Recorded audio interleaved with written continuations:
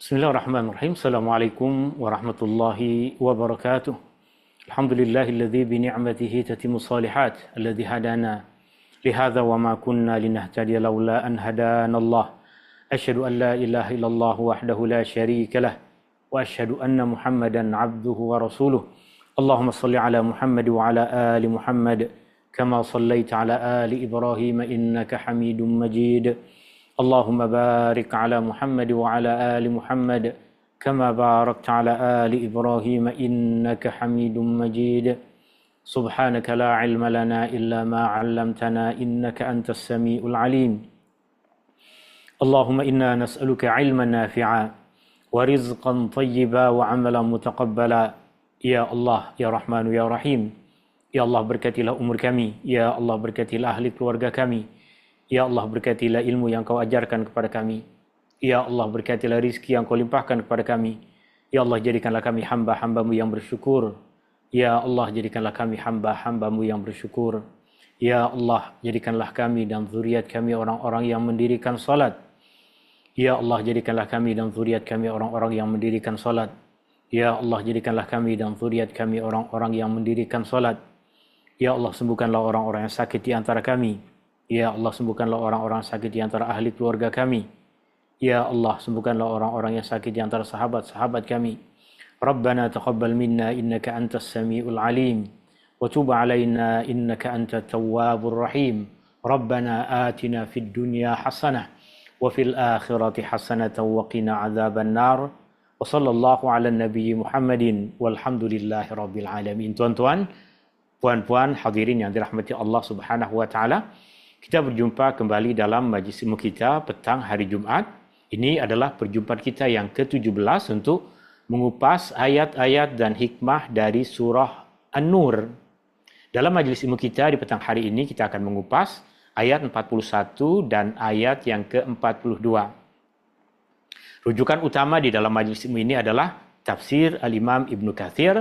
Saya telah pun kongsikan kepada tuan-tuan dan puan-puan terjemahan tafsir Ibnu Katsir atau tepatnya ringkasan dari terjemahan tafsir Ibnu Katsir. Tuan-tuan dan puan-puan boleh gunakan nota tafsir itu sebagai rujukan utama di dalam majlis ilmu ini dan boleh digunakan untuk bahan mengulang kaji.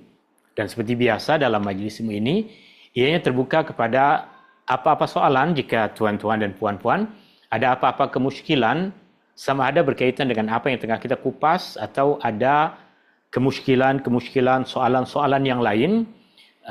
Soalan boleh tuan-tuan dan puan-puan tulis di dalam chatroom yang ada di dalam Zoom meeting ini, atau tuan-tuan dan puan-puan juga boleh terus buka mikrofon dan tanyakan soalan yang tuan-tuan dan puan-puan mahu tanyakan. Ayat 41 dan ayat yang ke-42 itu yang kita akan kupas. Surah An-Nur masuk dalam himpunan surah-surah Madaniyah, diturunkan di Madinah selepas Rasulullah SAW hijrah. Dalam susunan Mushaf Al-Quran, ia boleh kita jumpai pada susunan yang ke-24.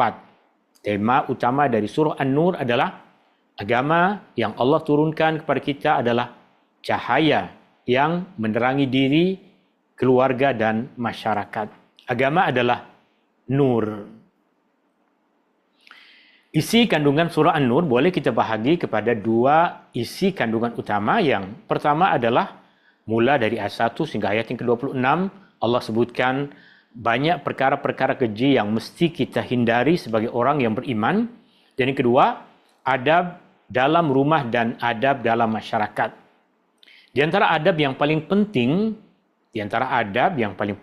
adalah adab kita kepada Allah Subhanahu wa ta'ala. Sebelum kita masuk kepada ayat yang kita akan kupas, saya ingatkan kembali kepada tuan-tuan dan puan-puan bahawa 3 matlamat kita dalam majlis ilmu ini. Yang pertama adalah kita memahami perkataan-perkataan yang Allah Subhanahu wa ta'ala sebutkan di dalam ayat yang kita akan kupas. Kita faham semua perkataan di dalam ayat-ayat ini. Yang kedua, kita boleh memahami kupasan Al-Imam Ibnu Katsir. Dan yang ketiga yang paling penting adalah kita boleh mengambil pengajaran untuk membina keimanan kita, untuk mempercantik penghambaan diri kita kepada Allah Subhanahu wa taala. Itu tiga matlamat utama dari majelis ilmu kita. Ini ayat-ayat yang kita akan kupas, ayat yang ke-41 dan ayat yang ke-42.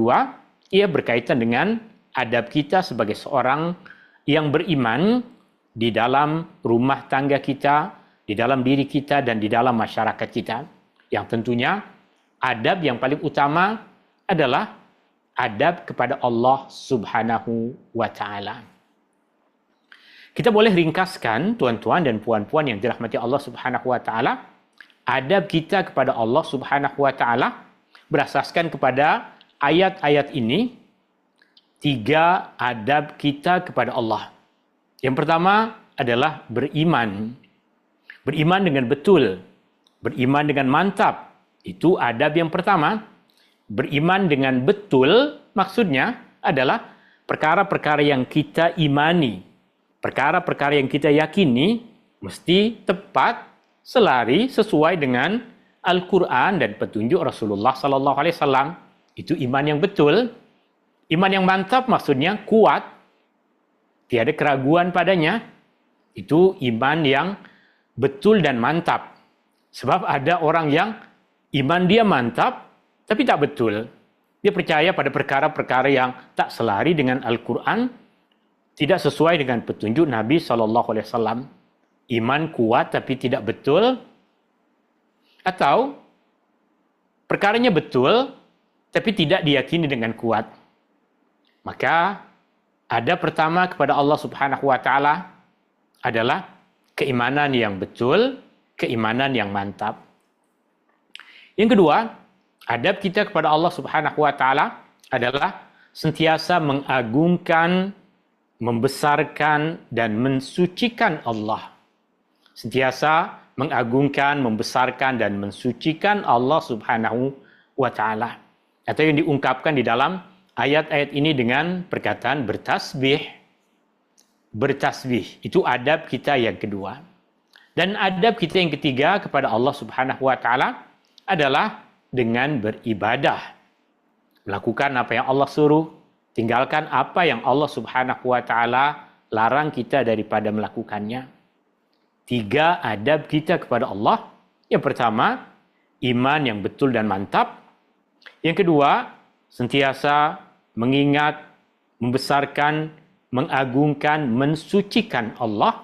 Yang ketiga, beribadah kepada Allah Subhanahu wa Ta'ala, buat apa yang Allah suruh, jauhkan diri dari apa yang Allah larang. Itulah adab kita kepada Allah, adab pada diri kita sendiri, adab dalam rumah tangga kita, dan adab dalam masyarakat kita kepada Allah Subhanahu wa Ta'ala. Kita mula masuk pada ayat yang pertama, ayat 41. Pada permulaan ayat ini Allah Subhanahu wa Ta'ala berfirman, A'udzu billahi minasyaitonir rajim. Alam tara anna Allah yusabbihu lahu man fis samawati wal ard. Alam. Perkataan a bermaksud adakah? Apakah? A. Lam bermaksud tidak. Alam. Adakah? Tidak. Atau tidakkah? Alam ada dua perkataan pada perkataan alam. A yang bermaksud adakah, lam bermaksud tidak. Lam macam dalam surah Al-Ikhlas, lam yalid wa lam yulad. Lam bermaksud tidak. Lam yalid, dia tidak melahirkan. Walam yulad, dan dia tidak dilahirkan. Dia tidak beranak dan dia tidak diperanakkan. Lam yalid, lam. A bermaksud adakah. Alam, adakah, tidak. Tidakkah. Tara, tara bermaksud engkau melihat.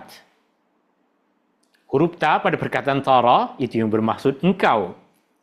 Dan ra bermaksud melihat. Alam tara, tidakkah engkau melihat? Annallah, bahawa Allah, bahawa sesungguhnya Allah. Yusabbihu, bertasbih. Yusabbihu, bertasbih. Yusabbihu dalam ayat ini diungkapkan dalam bentuk fi'il mudhari' yang bermaksud perbuatan yang berterusan Sentiasa bertasbih. Yusabbihu lahu, kepadanya, kepada Allah. Man, sesiapa. Fi, di, as-samawat, langit. Wal ard, dan bumi. Man, sesiapa. Fis samawat, di langit. Wal ard, dan bumi. Tuan-tuan dan puan-puan yang dirahmati Allah Subhanahu wa taala, perkataan man di dalam bahasa Arab lazimnya digunakan untuk manusia, untuk sesuatu yang berakal fikiran. Tapi dalam ayat ini, perkataan man digunakan untuk semua benda. Semua benda, makhluk yang hidup ataupun makhluk yang dalam pandangan manusia bukan hidup, makhluk yang mati. Kenapa perkataan man di dalam ayat ini difahami dengan maksud yang luas seperti itu? Padahal dalam penggunaan asal, ia digunakan hanya untuk makhluk-makhluk yang berakal. Ini karena perkataan man di dalam ayat ini ditafsirkan di dalam banyak ayat Al-Quran yang lain dengan perincian bahwa segala sesuatu bertasbih kepada Allah. Bukan sahaja manusia, bukan sahaja malaikat, tapi juga benda-benda yang dalam pandangan manusia tidak memiliki akal fikiran, dalam pandangan manusia tidak memiliki kemampuan untuk melakukan sesuatu. Maka dalam terjemahan, meskipun makna asal dari man adalah sesiapa, kita terjemahkan dengan maksud segala yang ada, fis samawat, di langit, wal ard, dan bumi. Demikianlah yang dikupas ataupun disebutkan oleh Imam Ibnu Katsir rahimahullahu taala. Beliau mengatakan Allah memberitahu bahwa semua makhluk yang ada di langit dan di bumi bertasbih kepadanya. Sama ada para malaikat, manusia, jin, binatang, hayawan, bahkan benda-benda yang tidak bernyawa. Itu yang tadi kita sebutkan. Ketika kita melihat di sini, Imam Ibnu Katsir sebutkan bahwa semua bertasbih, sama ada para malaikat, betul, semua para malaikat bertasbih. Tapi manusia dan jin tak semua lisan mereka bertasbih. Tidak semua hati mereka bertasbih. Ada manusia yang tak beriman, ada manusia yang ingkar, ada jin yang tidak beriman, ada jin yang ingkar, sehingga sebahagian dari manusia tidak bertasbih kepada Allah, sebahagian dari jin tidak bertasbih kepada Allah, tapi semua makhluk-makhluk lain yang disebut di sini, semua bertasbih mensucikan Allah. Sebagaimana yang Allah Subhanahu wa taala firmankan di dalam surah Al-Isra ayat 44, Tusabbihu lahus samawatu sab'u wal ardu wa man fihin. Tusabbihu, bertasbih, lahu, kepadanya, itu kepada Allah. As-samawatu sab', 7 langit. Wal ardu, dan bumi. Wa man fihin, dan sesiapa yang ada di dalamnya. Man, seperti yang tadi dah kita fahami, lazimnya, asalnya digunakan untuk makhluk yang memiliki akal fikiran, makhluk yang boleh bertutur. Tapi dalam ayat ini, dalam ayat yang tadi kita kupas, surah An-Nur ayat 41, perkataan man digunakan untuk semua benda, semua makhluk. Kerana diperincikan oleh Allah Subhanahu wa taala dengan mengatakan wa im min syai'in, dan tiada sesuatu apapun. Tiada sesuatu apapun, maknanya semua. Illa, melainkan, yusabbihu bihamdih, bertasbih dengan pujian kepadanya, walakin, tetapi, la tafqahuna, kamu semua tidak faham, tasbihahum, bagaimana mereka bertasbih. Makhluk-makhluk bertasbih, tapi kita saja yang tak faham bagaimana mereka bertasbih. Tuan-tuan dan puan-puan yang dirahmati Allah Subhanahu wa taala. Ada yang pernah menyampaikan kepada kita mungkin bahwa meletakkan batu di dekat tanah kubur Karena batu tersebut bertasbih. Hakikatnya semua, bukan batu saja, pasir yang tanah pun bertasbih. Maknanya jika kita tak perlu membeli batu-batu yang mahal untuk diletak di tanah kubur, apa yang dah sedia ada di situ, kerikil, pasir, tanah, Allah firmankan di dalam ayat ini, semua pun bertasbih kepada Allah Subhanahu wa ta'ala. Sehingga jika kefahaman kita perlu membeli batu yang cantik, batu sungai, batu laut, batu pantai untuk diletakkan di tanah kubur, dengan kefahaman bahwa kerana batu-batu tersebut bertasbih, maka kefahaman tersebut tak salah, tapi tak lengkap, kerana tanah yang dah sedia ada di kubur pun bertasbih, sehingga boleh menjimatkan kita, boleh kita gunakan harta yang ada untuk keperluan yang lain. Wa in min syai'in, dan tiada sesuatu apapun illa kecuali, melainkan yusabbihu bihamdih, bertasbih dengan pujian kepadanya, walakin la tafqahuna tasbihahum, akan tetapi kamu tidak faham akan tasbih mereka. Innahu kana haliman ghafura, sesungguhnya Allah Maha Penyabar lagi Maha Pengampun. Kemudian Allah Subhanahu wa taala berfirman, wat-tayru saffat. Perkataan at-tayr bermaksud burung, dan perkataan tayr adalah perkataan yang bermaksud burung dengan makna yang umum, berarti bukan satu ekor burung, tapi burung-burung. Dan perkataan saffat, ia berasal dari perkataan saf, yang bermaksud barisan. Perkataan saf yang bermaksud barisan. Mungkin kita sering melihat kumpulan burung terbang dalam barisan. Mungkin kita sering melihat burung terbang dalam barisan. Karena itulah diungkapkan wat-tayru saffat. Arti asal dari perkataan saffat adalah berbaris. Tapi jika diterjemahkan dengan maksud berbaris, maka orang akan berpikir burung tengah beratur di atas tanah berbaris.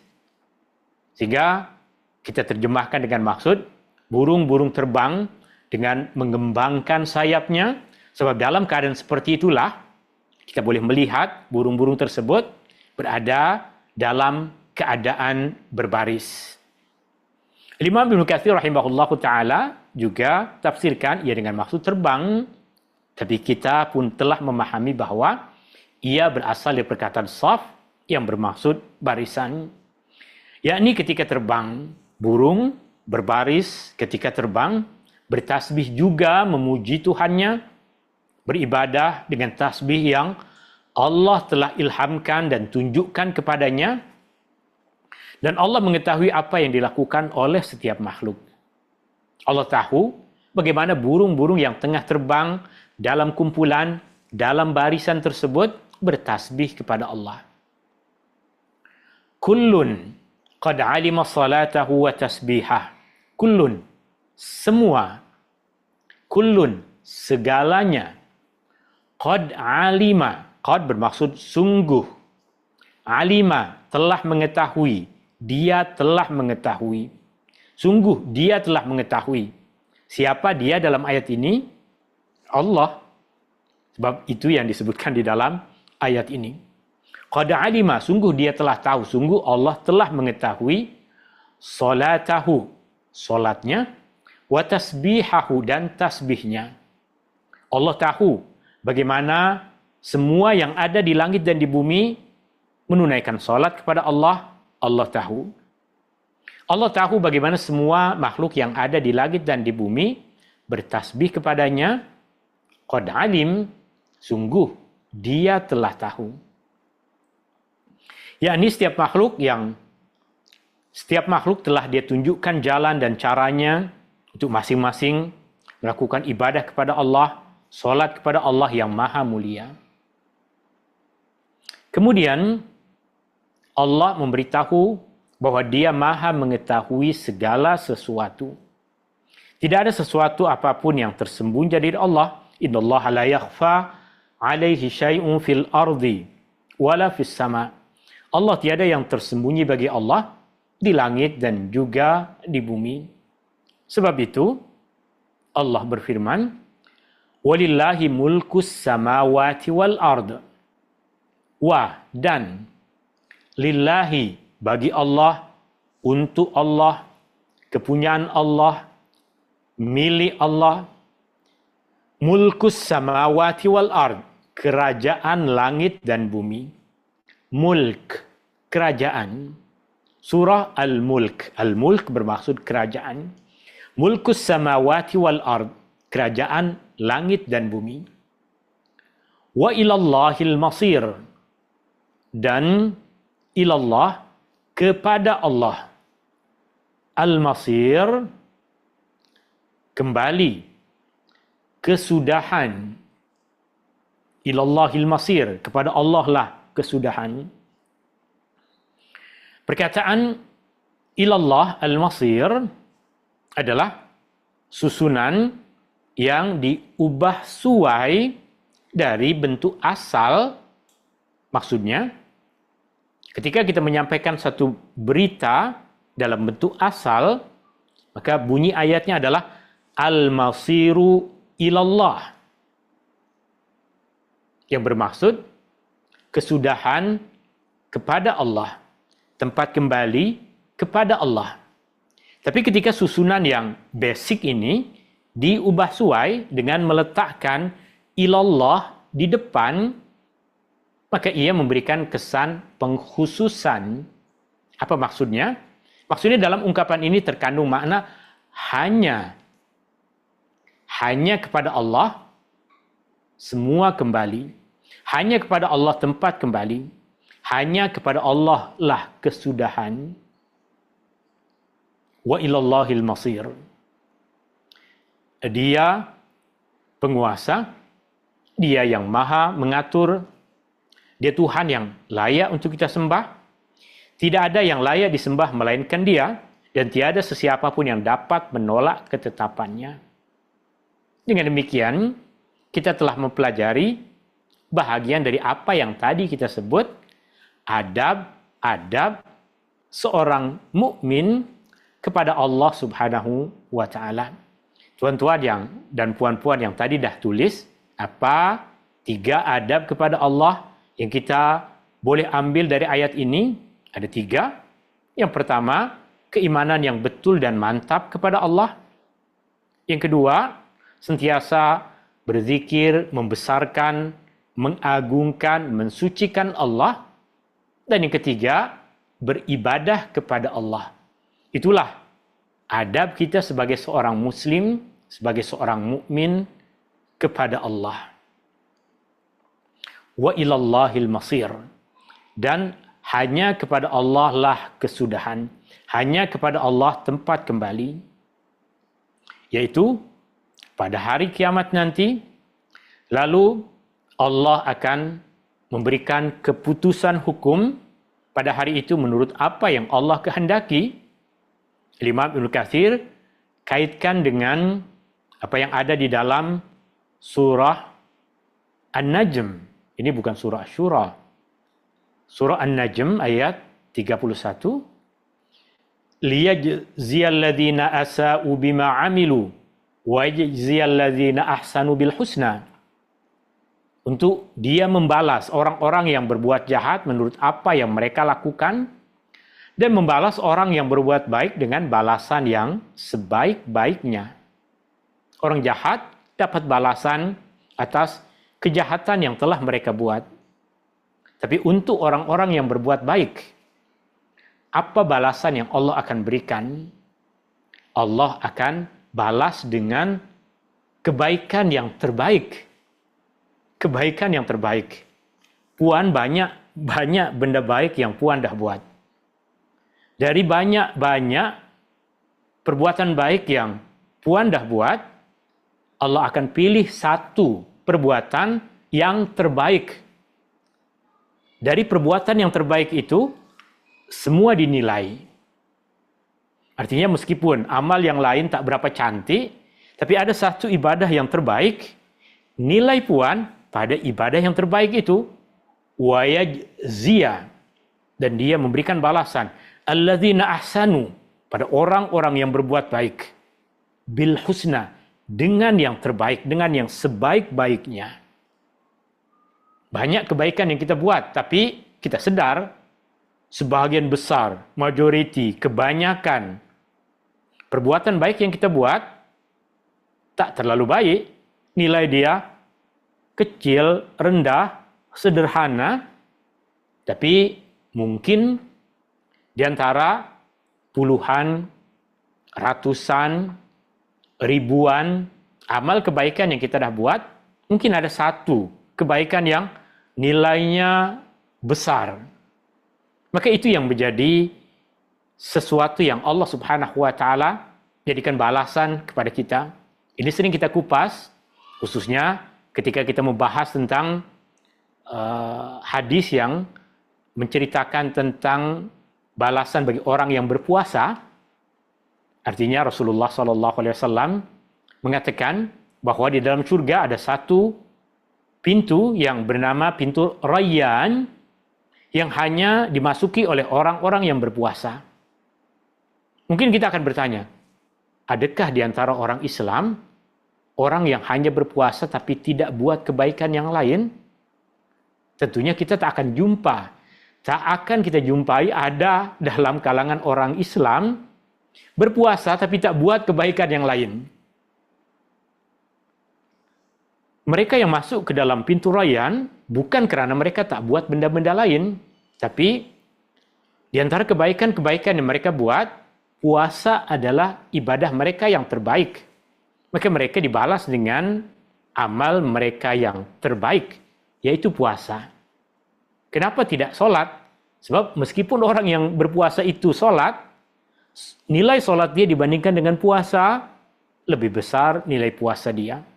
Bukan bermaksud dia tak bayar zakat, tapi nilai zakat dia dibandingkan dengan puasa, lebih besar nilai puasa dia.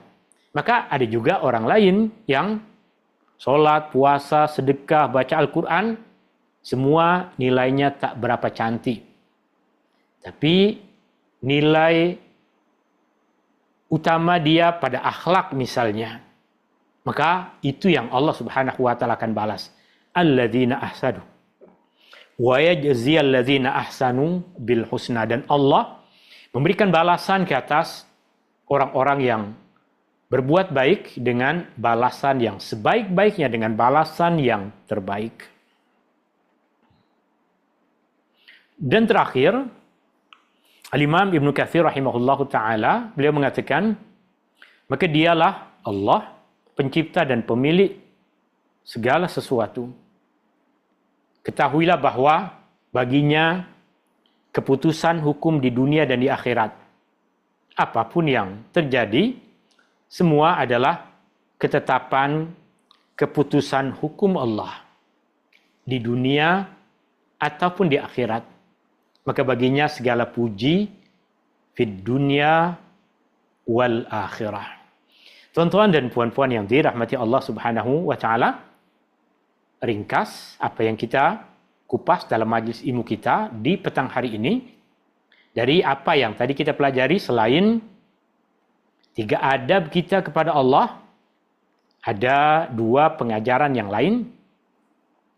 Pengajaran yang pertama, jika seluruh yang ada di langit dan di bumi, seluruh alam tunduk berzikir kepada Allah, maka sangatlah malu jika kita manusia menjadi satu-satunya makhluk yang lalai daripada berzikir untuk mengingat Allah.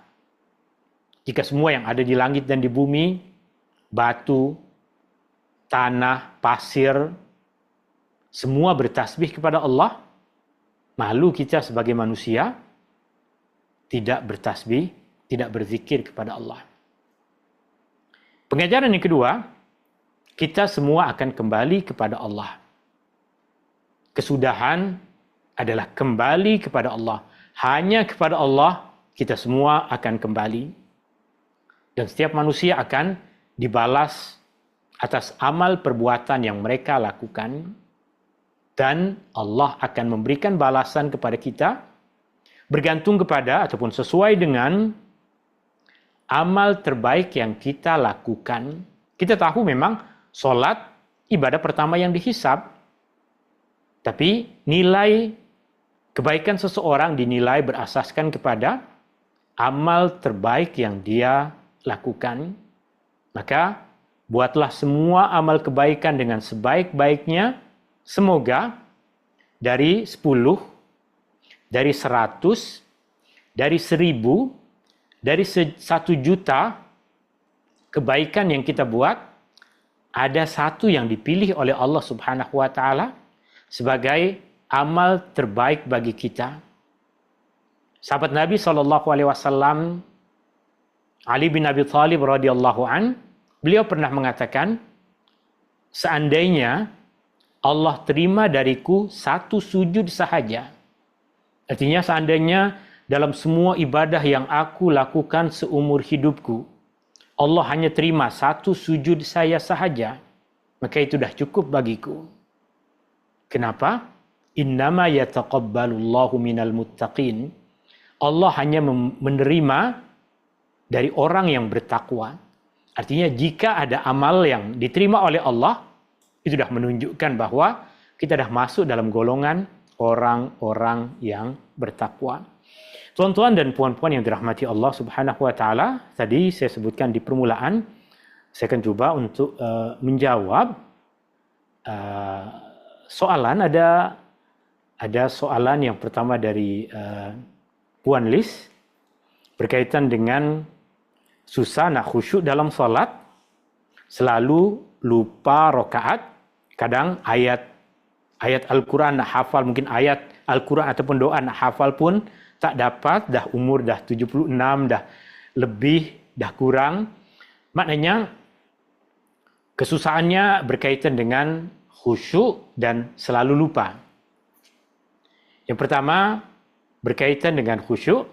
Khusyuk adalah kurnia dari Allah, hadiah dari Allah. Adapun yang perlu kita lakukan adalah usaha. Bagaimana usaha kita agar boleh solat dengan fokus dalam keadaan yang kita selalu lupa? Cara yang paling utama adalah tunaikan solat secara berjamaah. Tunaikan solat secara berjamaah. Kita yang selalu lupa, jangan memilih untuk menjadi imam, kita jadi makmum. Jika kita jadi makmum, kita boleh lebih fokus kepada apa zikir yang kita baca, tak perlu pening dengan ini rakaat 1 ke rakaat 2, rakaat 3 ke rakaat 4, tak perlu pening lagi. Kita hanya perlu ikut imam. Ini pesan yang pertama. Solatlah berjamaah. Di masjid lebih utama, di surau ataupun di rumah bersama dengan ahli keluarga. Tapi bukankah perempuan lebih utama untuk solat di rumah? Betul, tapi sekarang keadaannya dah lain. Keadaannya adalah selalu lupa bilangan rakaat. Jika di rumah memang banyak gangguan, susah nak ingat. Tapi jika solat berjamaah, pergi ke surau, insya Allah kita tak akan lupa lagi sebab kita dah ikut imam, kita boleh lebih fokuskan kepada apa yang kita baca di dalam solat kita. Itu perkara yang pertama. Yang kedua, lupa adalah perkara yang manusiawi dan dia tidak merusak, tidak membatalkan solat. Ketika kita lupa bilangan rakaat, maka yang perlu kita pegang adalah berapa bilangan rakaat yang paling sedikit yang kita yakin. Antara 3 dengan 4, berarti kita dah buat 3. Antara 3 dengan 2, berarti kita dah buat 2. Pegang apa yang kita yakin. Kemudian tambahkanlah bilangan rakaat yang kurang. Nanti sebelum salam disunahkan untuk melakukan sujud sahwi. Itu jika kita terpaksa solat seorang diri di rumah. Adapun tuan-tuan dan puan-puan yang dirahmati Allah Subhanahu wa Ta'ala, jika lupa itu berkaitan dengan solat sunnah, khususnya dengan solat malam. Solat malam adalah di antara solat yang kita dibolehkan untuk takbiratul ihram tanpa menentukan bilangan rakaat. Salat malam, kita boleh takbiratul ihram tanpa kita tentukan berapa bilangan rakaat. Ikut suka hati. Apa maksudnya? Contohnya, saya takbiratul ihram untuk salat malam, jika dilafazkan sahaja, aku salat malam ataupun qiyamul lail atau tahajud kerana Allah, Allahu Akbar, tanpa ditentukan bilangan rakaat. Kita salat 1 rakaat, tambah lagi, nanti dah penat, duduk tahiyat akhir, salam. Maksudnya habiskan rakaat tersebut, duduk tahiyat akhir, salam. Maklumat seperti ini tuan-tuan dan puan-puan boleh jumpai di dalam kitab Al-Majmu' yang disusun oleh Al-Imam An-Nawawi rahimahullahu ta'ala. Lebih utama, pesan yang pertama tadi, solat berjamaah. Kemudian ada lagi soalan yang lain, ada soalan dari Tuan Yakub. Sewaktu solat, seorang jamaah akan berdiri tetapi bergoyang kiri kanan perlahan-lahan sehingga mengganggu jemaah yang kiri dan kanan. Adakah perbuatan ini membatalkan solat ataupun tidak? Bergoyang-goyang kiri kanan. Pergerakan seperti ini tidak membatalkan solat.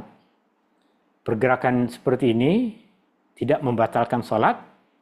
Mengganggu orang lain, dia tidak membatalkan solat, tapi boleh jadi merusak kebaikan pahala dari solat yang dia dapatkan, kecuali dia melakukan perkara tersebut kerana uzur.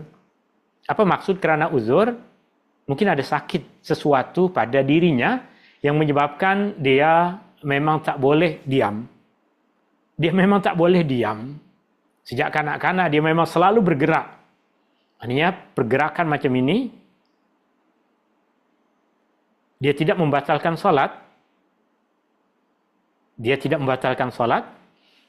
Jika mengganggu orang dengan sengaja, maka perbuatan itu merusak pahala kebaikan solat. Tapi jika dilakukan kerana ada uzur, keadaan tertentu pada diri dia menyebabkan dia tak boleh berdiri tegak tenang, maka ia dimaafkan. Dan semua yang berada di kiri kanan dia pun kena tahu keadaan orang tersebut.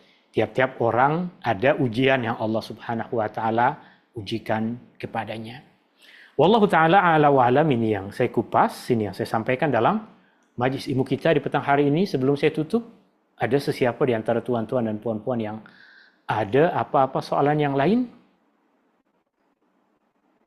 Okey, jika tidak, syukran, hadani Allah wa iyyakum ajma'in. Subhanakallahumma wa bihamdika asyhadu an la ilaha illa anta astaghfiruka wa atubu ilaik. Allahumma anfa'na bima 'allamtana wa 'allimna ma yanfa'una wa zidna 'ilma. Wa sallallahu ala nabiy Muhammadin walhamdulillahi rabbil alamin. Syukran. Assalamualaikum warahmatullahi wabarakatuh. Waalaikumsalam warahmatullahi wabarakatuh.